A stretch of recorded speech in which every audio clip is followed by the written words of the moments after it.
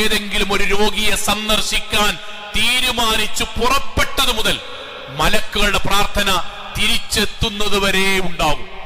മലക്കമാകാം, വലിയ രോഗാകാം, എത്ര തവണ പോയതാകാം, ഏത് സമയത്തായിക്കോട്ടെ ഒരു രോഗിനെ നമ്മൾ സന്ദർശിച്ചാൽ, നമ്മളെ കൊണ്ട് ചെയ്യാൻ പറ്റുന്ന നമ്മൾ ചെയ്തും കൊടുത്താൽ, പ്രവാചകന്റെ ഹദീസ് അത്ഭുതപ്പെടുന്ന ഹദീസാണ്.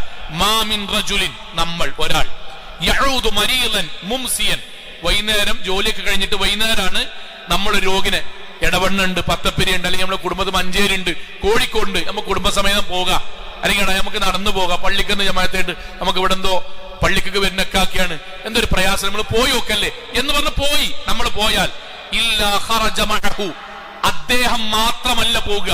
നമ്മൾ പോകുമ്പം നമ്മൾ മാത്രമല്ല പോകുക, നമ്മളും കുടുംബവും നമ്മളും ചങ്ങായിമാരും പോകുമ്പോൾ നമ്മൾ മാത്രമല്ല പോകുക.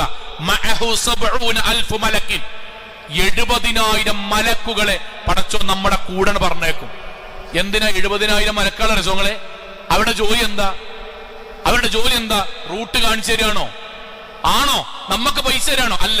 യസ്തഗ്ഫിറൂന ലഹു, രോഗിയെ കാണാൻ പോകുന്നവന് വേണ്ടി പ്രാർത്ഥിക്കുക. പടച്ചോനെ, ജോലി തിരക്കുകൾക്കിടയിലും അവനാന്റെ ഒഴിവ് സമയത്തിനിടയിലും നാഥ നിന്റെ കൽപ്പന പ്രകാരം ഒരു രോഗിയായ മനുഷ്യനെ, പ്രയാസപ്പെടുന്ന ഒരു മനുഷ്യനെ കാണാനും സഹായിക്കാനും വേണ്ടി പോകുന്ന ഇയാൾക്ക്, ഇവൾക്ക്, ഈ കുടുംബത്തിന്, ഈ കൂട്ടുകാർക്ക്, ഇവർക്ക് നാഥ നീ പാപമോചനം നൽകി സ്വർഗം നൽകണമേ എന്ന് പ്രാർത്ഥിക്കാൻ 70,000 മലക്കുകളെ രോഗസന്ദർശനത്തിന് വേണ്ടി പോകുന്നവരുടെ കൂടെ അള്ളാഹ് നിശ്ചയിച്ചു കൊടുക്കും.